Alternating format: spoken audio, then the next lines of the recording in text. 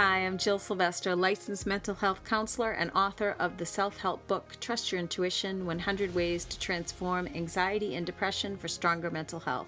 Because for me, it all comes down to listening to and trusting your own inner voice in order to live your very best life.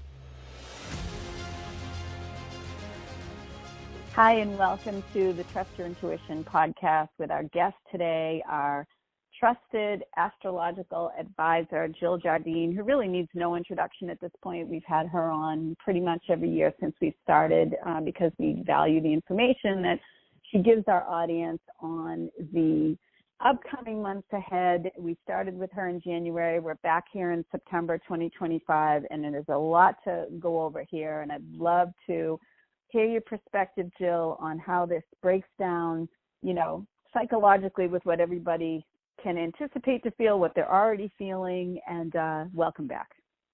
Thank you, Jill. I always love being on the Trust Your Intuition podcast.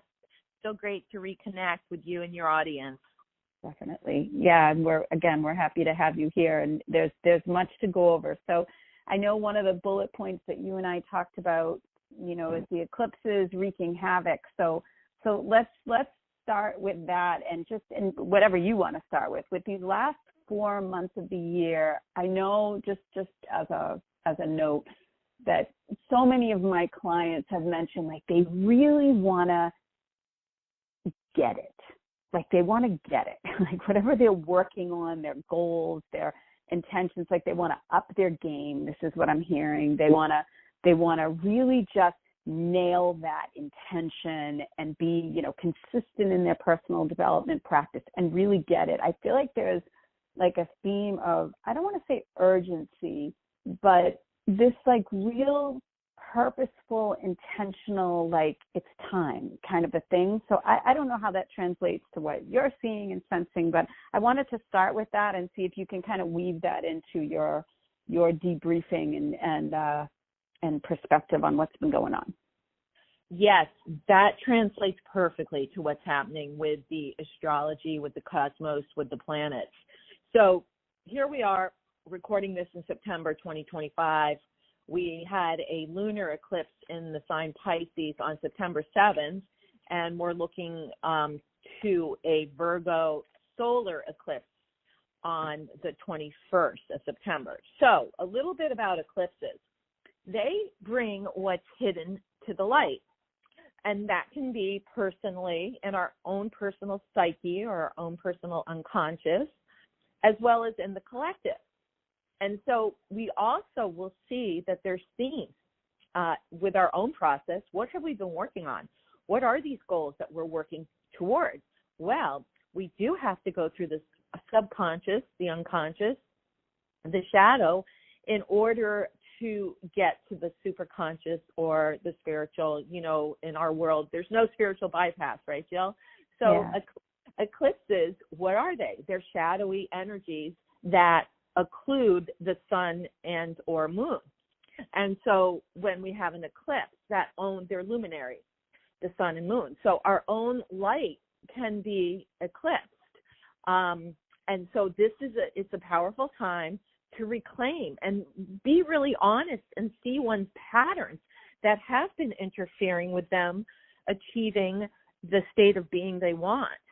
And then there are the triggers from what's happening in the collective. So if something that's happening out there is really triggering anger or anxiety or some other emotion that is uncomfortable, we really need to look at that and be like, I'm too busy dealing with my own stuff. I'm not going to hook in. I'm not going to link in to the collective discord or the collective unrest. I've got too much work to do on myself. And it really is true that we are the light we want to see in the world. So the work that we do on ourselves, especially in the world of therapy or healing with the subconscious, that's how one can contribute to the collective by working their own light. As Carl Jung says, we do not become conscious by imagining beings of light, but by making the darkness conscious. And that's the gift of the eclipses. But then there's uncomfortable energies, of course, who wants to see this this old repressed anger surface, who wants to see, who wants experience. I noticed this particular eclipse has brought a lot of discordant dreams for people, or shadow dreams. Yeah. But once you're aware, we share this information in a podcast like this, Jill, so we can let people know. It's like, okay, you're having bad dreams, or they feel really dark. It's okay. Something's coming to the surface to heal. When we don't have that information about, people think that something's wrong or they're going crazy, but it's like they're amplified dreams right now also in this eclipse. So September has been sort of marred by the eclipse energy because there's just a lot happening. And so people not to feel like, I still haven't resolved this issue. I'm further away from the person or the life I want. To not get dismayed by that. We also have thrown into the mix several retrograde planets. And when planets are retrograde, everybody knows about Mercury retrograde. We won't have one of those until November of 2025. But we have the outer planets, which rule actually what's happening in the collective consciousness. Pluto's been retrograde since May 4th until October 13th. Neptune's been retrograde since July 4th till Christmas. Saturn went retrograde September 1st through the 29th of November.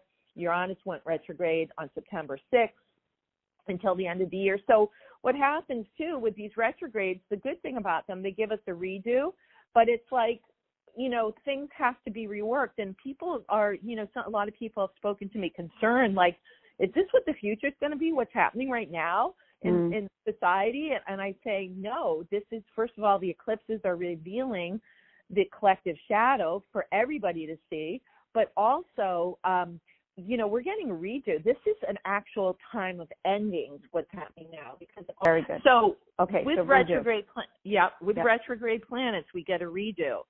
And the thing we have to realize is, what has done can be undone during retrogrades, especially Saturn, which rules the collective, especially Pluto, which is the collective unconscious as well as personal unconscious. And then Neptune is retrograde wherever we've been deluded. We're seeing that. Delusions, illusions. Big time. And how we delude ourselves personally, but then how we've been deluded collectively. And then Uranus is, when that's retrograde, it's like the shocks that have been happening out there in society with Uranus going direct in Gemini all summer. Now people are having more internal, awarenesses or revelations, maybe shocks, but it's it's going on internally, which I think in a way is easier because we can do something about it, right? Right. But this theme of working on ourselves to shift the world is so amplified right now. If that's one takeaway people get from this podcast, it is do your inner work. And what's going to happen after September, the eclipse, then there's always fallout that happens for the couple months after. So that's going to take us through the end of the year. And, classically people in situations will pass away. So we tend to see more people leaving their bodies. I mean, people who are waiting to leave, like as we record this, very sad day that Robert Redford just died. But people who are in, things and situations and people will pass away. So that's an eclipse fallout. But in our own life, there we can see we've outgrown things. People can outgrow relationships. There tends to be a lot of endings after eclipses, and it's interesting because this year it falls in line with the end of the year. So we are in a cycle of endings, and interestingly enough, the eclipse on September 1st, 2025, which will have repercussions for 3 months after, is at the very last degree of the sun sign Virgo. It's 29 degrees. And when we come to the last degree of a sign, it's called the energetic, which again means it's ending, and something will pop, something will come to the surface that allows closure. So whether it's in your personal or it's out there in society, it's a time of closure. And then we'll see that it won't happen necessarily the day, although sometimes right around the eclipse there's major events that happen. But within the months, we'll see closure on certain things in our life, in our society. So it's okay. And so I would invite people, even though it's a solar eclipse, when a new moon's traditionally starting something new. This one happening at the last degree is definitely a closure time. So look at those things that, I'm pretty much done with that, or something that was in a holding pattern. A lot of clients are, want to leave a job or do something new. I tell them wait until October to initiate, Okay. at least 2 weeks after this eclipse. And then, again, these outer planets are retrograde, but people will get a better picture what's going on going forward in October, November, December. And then that's 2026 is a huge time of new beginnings, because all these outer planets that have been dancing in air and fire, just kind of experimenting in the summer of 2025, will be moving forward in fire and air. When you talk about like the eclipses and well, first off, how long does that last? Because typically I know the retrograde is about 3 weeks. So you tell people to, the advice is, right, not a lot of travel, or just being mindful not to sign things, and being, communication can be skewed and all that. So you're saying an eclipse, if the solar eclipse is on 9/21, you're saying lay low, or redefine that for me, please, until October? Like, what would be the... Yeah, so eclipses themselves are a 2-week window, okay? They always come in twos, and they're always a solar and a lunar. Sometimes there'll be a third one thrown into the coming month. In this case, at the end of 2025, and they always activate a certain axis in astrology. For instance, this one, the lunar was in Pisces, so it's Pisces, Virgo. People are Pisces and Virgo must be feeling it. And then the solar eclipse, new moon, is a Virgo. So there's really a 2-week window. And so in this case, it'd be from 9/7 to 9/21. However, the effects of the eclipse can be felt after. But the cautionary tale of, like, maybe not taking a plane on an eclipse kind of goes for just those 2 days, but the window of the 2 weeks in between can feel like a little dicey for people. And then basically a lot of times after these eclipses, that tension just dissipates. The problem was it was also a blood moon, which can, stir things up even more. That was the lunar eclipse of the 7th. But then I think we're going to get a lot of clarity in October, November, and December. We're going to see things a lot clearer, and that, there'll be a sense of a major burden being lifted as well. That always tends, because eclipses, it's like things come to a head. Mercury retrograde and retrogrades, they tend to slow things down, and with Mercury, anything to do with communications or travel. But with the eclipse, it's like, this is a weird metaphor, but it's like a boil or a pimple coming to a head, so the pus can come out. That's basically the eclipse metaphor. And then we're free and clear, and the healing starts, right? Yeah. So that's October, November, December. The other month that might be a little weird is November, because it is a Mercury retrograde that happens. So hold on. So before we go to that, because I want to give that its own discussion, the Mercury retrograde for people. So before we go to that, the eclipse energy for people who are listening and who feel, I love the idea of the burdens being lifted. I'm just thinking of certain people I'm working with and what they're experiencing. And, when you think about that, I feel like it always comes back to intention, right, Jill? It just, so if we're hearing that this is a dicey time, like you're saying, then these gifts of the eclipse, if it has to do with the whole passing away, whether it's literal or metaphorical, then some type of intentional prayer, meditation for people, because I always want to have something people can apply so that they're harnessing that power and feeling in control of their life, for them to stand in a place of, okay, it may be dicey right now, it may be, it may feel heavy, relationships are changing, things are, I'm feeling delusional, like all these things we've talked about thus far, for people to stand in that intention of, show me how to come to terms, and I'm asking this, come to terms with this, how to accept it, how to set my intention so that there is that breakthrough. Like, what would you advise people to harness the power of the gifts of the eclipse while they're moving through the turbulence so that they come out to healing? What would be like a concrete thing you would tell people to do? Well, I just had this with a client of mine that, like, she realized, her Venus is being impacted in the eclipses. Venus is like money and love, right? Two major, points that need to be addressed. So she realized that how she was sabotaging herself financially by not doing the work that she was meant to do to the extent she is, but there's more to it. She has to come into self-worth first before she does anything out in the world, that she realized how, and then she also saw a connection with that she gives away too much in relationship. Like she's a giver who gives not because, it's more because she wants validation from other people. She wants other people to say, oh, you're a good person, because she can't give that back to herself. So we worked on, validating how valuable she is. So that's an example. So whatever would come up, whatever the issue, it's like you have to look at that wounded part of self that is being exposed, and then do what you need to do to kind of boost it, like an affirmation, See the lesson in the pain. And this is not like, because Pisces is the last sign of the zodiac, and we had a one on, and it's a water sign, so it's very emotional. There's a lot of emotional stuff going on this month, and so that's why, like, we got to feel it to heal it, right? That we have to look at it. We can't just gloss over. And it's sometimes when some pain or trauma or unresolved issue is in our face, and sometimes, coming at us all directions, we have to look at it and be like, okay, what's the core? What's the source? What's the root of this?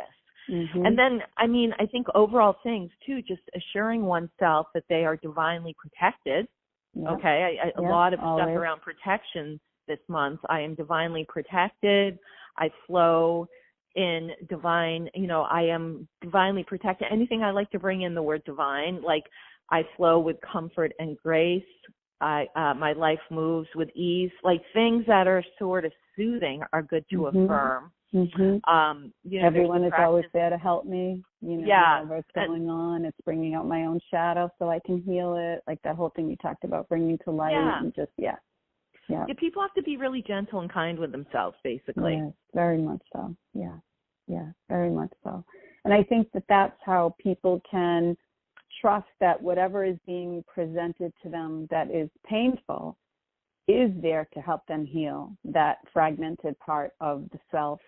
And that the sooner, what you resist persists, right? So the sooner, you mentioned Carl Jung, the sooner that you turn and face those gremlins, as I like to say, the sooner that you're going to be past that wall of, illusion and delusion, so that you can get to the other side and break through that and perhaps, let that pattern, let those triggers pass away. So it doesn't have to be, again, literal. It can be metaphorical of what you're dealing with, but ultimately to trust the process, right? To just trust that whatever is happening, as painful as it is collectively and whatever might be going on with people personally, that it is there for their benefit, because, man, are things just like, I feel, Jill, that there's almost like a numbing to the shocking things that are happening, that it's just to the point where you just go, there's another one. So I wanted you to speak to that too, with whatever's going on astrologically, of just people feeling like they're numbing to the shock that's out there, and what you would say to that, and how to help that process along, or how to heal it. Yeah, so the shocks that we've had recently, and let's put it into the last 4 months. I know they've been coming pretty, hot and heavy. Yes. But since July, we would attribute it to the planet Uranus-in-Gemini. So Uranus is a change maker. It's an awakener energetically, the archetype of the planet Uranus. Now, it went from Taurus, which is kind of a sluggy place for it. It doesn't like the earth signs because it's traditionally, air ruled by Aquarius. So when it went into Gemini, boom, boom, boom, boom, we were getting hit. Gemini is like Uranus has a metaphor with lightning too. at lightning speed. We were getting hit with this piece of news and that piece of news. And then Gemini's also the silver tongue. So what's truth? What's rhetoric? What's narrative? What's truth? And it's just like a barrage of that happened for the last few months. And so again, people can't take that in, and especially if there's personal trauma, it's like it colludes with their own trauma field, and it doesn't feel good. So What are you going to do? You're going to shut down. You're going to turn it off. It's like, this is too much, and that's part of the problem too. Jupiter had been in Gemini all last year, and then we have Uranus in it. It's like information overload. Has a number on the human nervous system, and when something's too much, that's what the organs do. That's what the emotions do. It's just shut down. So, my suggestion around that is to take away. We've been saying this in our healing field for years, but don't expose yourself to that YouTube video that's going to disturb you. Don't watch the news. Don't have that external stimulant of information that's going to take you off your center. Find something that is soothing. Listen to the music with the 528 hertz solfeggio frequency for healing the heart. I mean, if you're going to take something in, take in something that's healing.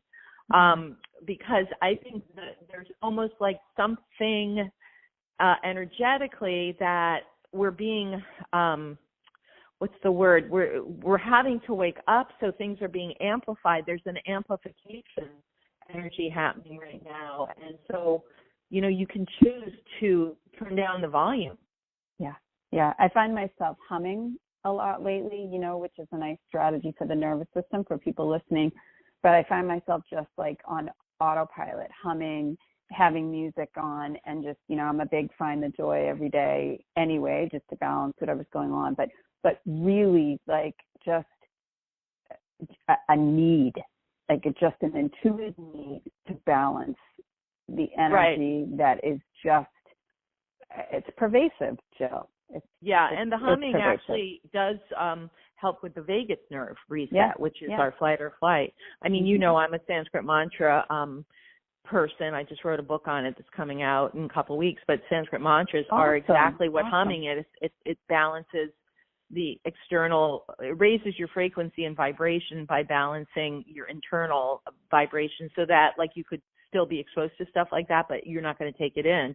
And there's a lot of resources on things like YouTube. Stay away from those videos that are all with big exclamation points, and listen to some of the solfeggio frequencies or gong healing or crystal bowls, something as ambient music in your background. I always, recommend which mantras they could be listening to in the background as well. But just the sound frequencies that are considered of a higher frequency, that actually help the human body. That's what we all need to be turning to right now. Yeah, definitely.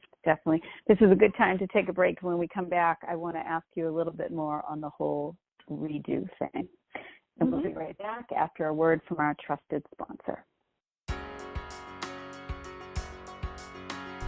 Cold and flu season is quickly approaching. Keep your immune system strong with Source Naturals Wellness Formula, a combination of 30 vitamins, minerals, and herbs to support your health.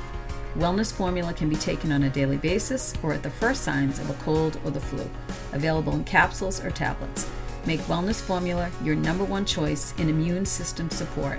Available at Good Health Natural Foods in Hanover, Massachusetts today.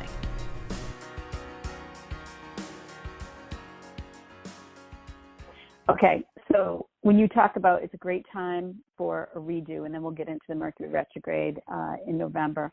Give me an example of what you mean by a redo. What do people, how can they benefit from that? Because we can all benefit from a redo. Well, let's say they had a creative project that they wanted to embark, or they had started, and then circumstances, situations from other aspects of their life made them put it on hold. That with these external retrograde planets, that maybe they can revisit that and find time to do that. Or it's an excellent time to do a spiritual practice. So, now you can get up in the morning at sunrise at 6. It doesn't have to be 5 a.m. and meditate or do some kind of spiritual practice. So something that like the summer, we're all very external. In the winter, or these now that we're in fall, going into winter, we can do the internal practices again that we put on hold. That's what I'll talk about. Okay. All right. So a redo. So just a great time to say, revisit some of those things that listeners might have put over on the back burner, and to say, let me, take a shot at that again, kind of a thing. So, okay. That's great. So Mercury retrograde in November, what can people expect? Okay, so Mercury retrograde, this will be an interesting Mercury retrograde in November because it's going to go through two signs. A lot of times when Mercury goes retrograde, it's just going backward through one sign. So starting on November 9th, 2025, through the 29th, Mercury is going to be retrograde. But the first part of that is from November 9th through the 18th. Sagittarius, you're it. Mercury's retrograding through your sign. And then from the 18th of November through the 29th, it's in Scorpio. So these are two very different energies. So Sagittarius is, much more, it has to do with speech, communication, very creative. It's a fire sign. So again, my advice to go back to a creative process and try a redo of it during the first Mercury retrograde in Sagittarius. It's the same Mercury retrograde, but in Sagittarius from the 9th to the 18th is a good time to reclaim heartfelt inspiration or things that you want to light the fire on. You don't have to trot them out exactly, but you can go back and revisit, fine-tune, maybe get inspired in a whole different way. And then when the Mercury goes retrograde into Scorpio, it's a much different process. Scorpio is extremely internal. It does deal with the shadow. That's going to help people revisit their deep emotions. And they're going to look at things like money, time, energy, where they've been putting it. Have they put it in the right place? How can they use their resources maybe in a more productive way once the retrograde is over? And it's weird this year too because it happens during the Thanksgiving holiday. So those things about Mercury retrograde related to travel and communication, they're going to be affected. And then the fact that the first part of it is Sagittarius. Sagittarius rules politics. It rules international arena. So we may hear some things come out politically or internationally that is news that, wow, another piece of information to the puzzle. And so that helps because it's something that was previously hidden. And then, the Scorpio, it could be about things like abuses of money and power information comes out into the collective, which, won't be maybe a surprise, but it's like there's the light is shown, Mercury retrograde, and Scorpio goes after those deep, dark secrets. So it will be an exciting time from November 9th to the end of the month to see what, I wouldn't go out seeking it by watching the news, but what's popping into your Apple news feed? Wow, a lot of mercurial, scorpionic revelations. Mm-hmm. Okay, so it sounds like it's a lot of shadow stuff coming to light. And so whether that's with the collective or whether it's personal, obviously the personal, there's something that you can do with that. And you can, do the work, as always, to make sure that you harness that and not try to or not succumb to it, and ride it out so that you can heal and be honest with yourself. And go ahead, because I know you want to say something. So it's funny. It's funny how this fall is playing out. So September, pretty intense. October, less transits. October, we get a recovery month. Fun times around Halloween, fun fall activities. October, not as heavy. November, we go into Mercury retrograde, another round, and that might be a level of more intensity or revelations. And then we go into December, which is a lighter month in November. So it's like a nasty and then a nice, a nasty and then a nice. But November, I think, is actually a lot of things are going to be cleared up. I think, personally, collectively, a lot of things that were unknown will become clearer. I think it may be a month of really enhanced clarity. Enhanced clarity. Okay, you're cutting out. There you are again. Yep. Enhanced clarity in November. And then December, we'll end the year.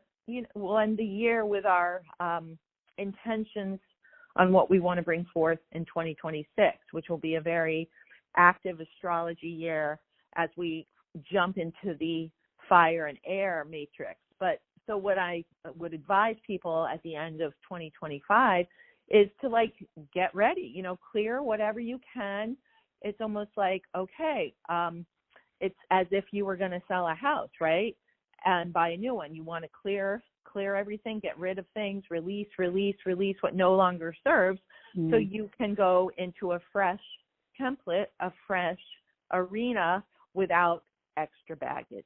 Yeah. Okay. I like that advice. And I like to encourage people to do that in September. Never mind December, right? Because December is busy enough, but certainly by then. But September is such a nice month to do the clearing. And I feel like it comes right around, all this heaviness that you're talking about with the shadow getting ready. It can be such a cathartic exercise to say, okay, what no longer serves, get rid of, the plastic bowls and whatever's in your kitchen that you're no longer using. And you're just, just moving some energy so that you're putting it out there, that you are ready for the next thing, that you're doing a clearing. And it helps people to feel empowered, if nothing else. I mean, you're going to have a cleaner home and a cleaner living space, but it helps you to feel lighter mentally, doesn't it? And emotionally, and it just helps you feel more in control.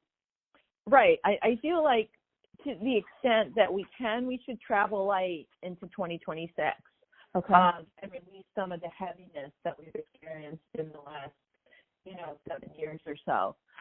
7 years being a Uranian cycle. So, so I feel like we have the opportunity to clear. It's just, again, I think a key takeaway is energy